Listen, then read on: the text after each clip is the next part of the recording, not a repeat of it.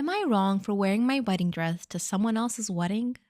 Yeah, but I feel like you didn't know, or like we're gonna hear something in the story that'd be like, oh my God, no, you're not wrong. Okay. I, 20 female, married my husband 2 years ago. We aren't rich and don't care that much about weddings, so I wore my prom dress to my wedding. It's not a super fancy dress or anything. It's basically a long sequin dress in deep dark blue with one sleeve. Oh my God, she has a reference, so here's a reference of the dress. Pop! My friend Sierra, 22 female, was attending my wedding. Since the wedding, I wore it on a few occasions because it's basically the only one fancy dress I own. Recently, Sierra was getting married and I was obviously invited. The wedding color scheme was dark blue and she requested fancy attire, so I thought my dark blue dress would be fine. It's not white and it's not even remotely close to a wedding dress. I also didn't feel like wasting money on another fancy dress that I wouldn't ever wear again, especially since we aren't rich. So I showed up at her wedding in my dark blue sequin dress. It wasn't standing out or anything. Most of the guests were even wearing more fancier dress. However, when Sierra saw me, she lost it. She yelled at me in front of all of the guests, in front of her husband and my husband, saying what we did was horrible and that no one shows up at a wedding in a wedding dress. I tried to reason with her, saying that the dress isn't a wedding dress, it's the only fancy piece of clothing I own. She didn't listen to me and kept yelling at me to the point her bridesmaids and her husband started trying to calm her down. She also said a bunch of unsavory names to me. I was very upset with the drama and decided to leave with my husband. Then I started getting texts from Sierra, who blamed me for upstaging her on her wedding day, for driving a wedge between her and her husband since he said that she overreacted massively and upset her friend over a dress. I decided to ignore them because I think she's being unreasonable, but a part of me thinks that I was an asshole because I wore the dress to my own wedding. My girlfriend just gave birth to our first child. I know I am not the biological father, and I revealed I knew as soon as she gave birth. I found out when she was about 6 months along. The guy, Brian, approached me at work. Are you Sarah's boyfriend? I said yeah and asked what he wanted. He said he was sorry and that he had slept with her and swore he didn't know that she was with someone. I don't believe that. He then pulled out his phone to show a text between them. They had been sleeping or linking up for at least a year. Then she found out that she was pregnant and they came to an agreement to just pretend the baby was mine. In return, she wouldn't lose her perfect life and he wouldn't be responsible for a baby. I knew it was weird. We had been having problems trying for a baby and all of a sudden she got pregnant so easily. But he explained that he was thinking about it and he recently became a Christian. He said that he couldn't live his life knowing that I was living a lie while his child didn't know their real father. So yeah, I told him I'd keep in touch and to not say that he said anything just yet. I've had a lot of time to think, but ultimately I decided to wait until she gave birth, to hurt her in the most vulnerable moment. I'll spare the details, but she went into labor, baby was born, and was taken to the NICU to be monitored for a bit. What should have been a beautiful moment of me holding my baby was the most heartbreaking time of my life.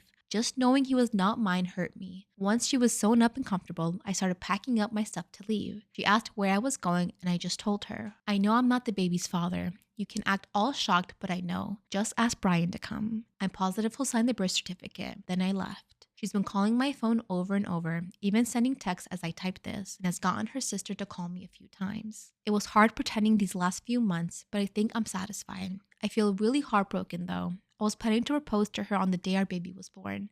I was gonna make her the happiest woman ever. Oh well, I'm gonna go get shit-faced now.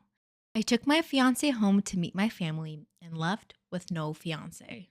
I, 30 female, got engaged in March of this year to E, 31 male, that I have been dating for the last 3 years. It was heavenly bliss until I introduced him to my family. We went home to meet my family and it was important for him to get their blessing. I didn't care either way, but I did it to make him happy. Everyone was welcoming of him and seemed genuinely happy for us. Before the trip was over, my eldest brother suggested a sibling/partners camping trip in a cabin up north to bond and get to know my fiancé away from our parents. I was reluctant as I typically didn't spend this much time back home, but eventually agreed.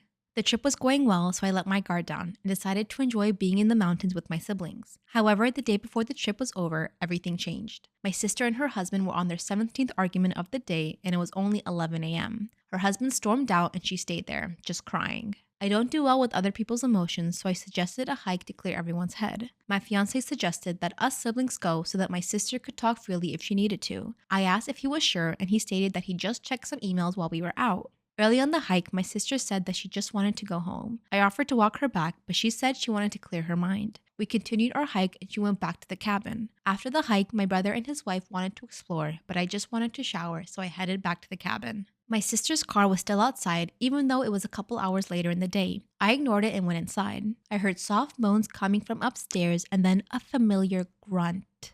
Oh No, I was not thinking this was going to go this way. I went upstairs only to see my fiance and my sister together in the worst way. Something broke inside of me. I took a pic of what I saw, quietly grabbed my things, and left my ring on the counter. I left, sent the picture to the family group chat, and I turned my phone off. The next day, I had 47 missed calls from my family and 75 plus texts from my fiance. Apparently, her husband got the text as he was returning to the cabin and wasn't so kind to my fiance. Initially, I felt justified in my actions. I hated it, but I did. However, I know now that even though what they did was terrible, what I did was wrong too. Sending that picture to the family chat was gross, and the innocent family members didn't deserve to get dragged into that. My engagement is over. I removed myself from the family group chat, and I haven't spoken to anyone about it since. These last few months have just felt so empty. I just want to move past this, but I don't know how. Am I the asshole for moving my roommate's insulin out of the way?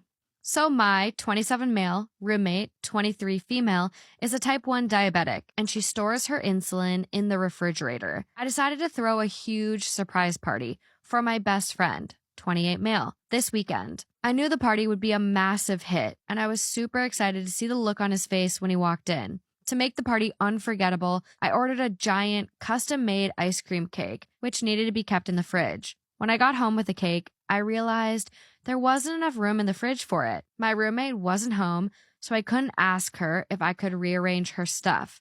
I saw her insulin, and I thought it would be no big deal if I took it out for a few hours while the party was going on, just to make room for the cake. I mean, I didn't think she would need it during the party, since she wasn't even invited. Anyways, my roommate came home unexpectedly during the party, noticed her insulin was missing, and absolutely freaked out. She started yelling at me in front of all of my guests, making a scene and totally ruining the vibe. She went on this whole rant about how this type of insulin spoils quickly at room temperature or something, and she made a big scene of throwing it all out. I looked it up, and I'm 90% sure she's exaggerating. She had to take some emergency insulin she keeps in her room and left the party visibly upset. Now, everyone's telling me I'm the asshole for taking her insulin out of the fridge, even though it was only for a few hours. I think she overreacted, and it's not my fault she came home early. Am I the asshole? Am I the asshole for leaving the engagement dinner due to my fiance's obsession with the dog? I, 28 male, proposed recently to my girlfriend, 27 female. We are planning the wedding to happen next year. My fiance has a 5-year-old golden retriever mix. I had a few bad experiences with dogs as a kid. Her dog is very friendly and he gets all the attention from my fiance. She denied some jobs that won't let her work from home as she is worried about the dog. I work from home 3 days a week and she only texts asking how the dog is. I planned this very nice trip last weekend to celebrate our engagement. I booked a nice hotel and made reservations at a nice restaurant. One of our close friends stayed with the dog. My fiance asked her to text with an update every 2 hours, and I did my best to make it a wonderful weekend. We had reservations for 7 p.m. at the restaurant. My fiance didn't get ready until 6:40, as she hadn't heard from the dog sitter. When we arrived at the restaurant, we had to wait 30 minutes for a table to open. When we sat down, my fiance spent the entire dinner on her phone trying to get a hold of the friend. I paid for the meal and got up from the table, telling her that I was going to wait in the car. She came out about 20 minutes later, screaming at me for leaving her at the table alone. I yelled back that she ruined our engagement trip for putting the dog over us. We sat in silence all the way home, and she's thinking about going to stay with her parents. I'm now being called an asshole for leaving from the restaurant. Am I the asshole?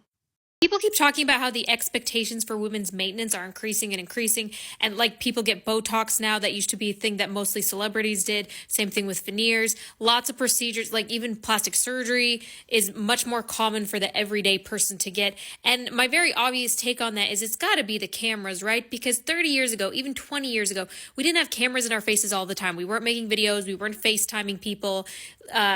Everything you do now, people are like, oh, do you want me to take a picture of you in front front of the poster for the movie we just watched? Do you want me to take a picture of you doing this? Like, we take pictures of everything now. Cameras in our faces all the time. I pulled out my camera to make this TikTok and immediately thought, ooh, my hair is faded. I need to brush it. Why does it matter? I'm lounging around my house being comfy. I wouldn't even be looking at my hair if I wasn't sticking a camera in my face right now. I wouldn't go to the mirror and be judging my hair. I can understand how a celebrity would feel pressure to look a certain way all the time because cameras are in their face and people are taking paparazzi shots of them. So it makes sense that those procedures were more common among celebrities. But now we've got cameras in our faces all the time. And then we judge ourselves when we just look like normal human people. Back before digital cameras had such a chokehold on us, everybody looked bad in photos because when you're using a film camera, you're a little bit stingier with how many photos you take. Now we can take 100 photos, we can slap a filter on it, we can Photoshop it, we can get procedures done. It's really readily available to just like go get Botox if you can afford it. And there's that Olivia Rodrigo lyric. How does it go? Like, everybody's keeping up the image, so you think there's something wrong with you. I just don't think humans were meant to be staring at our own faces this much.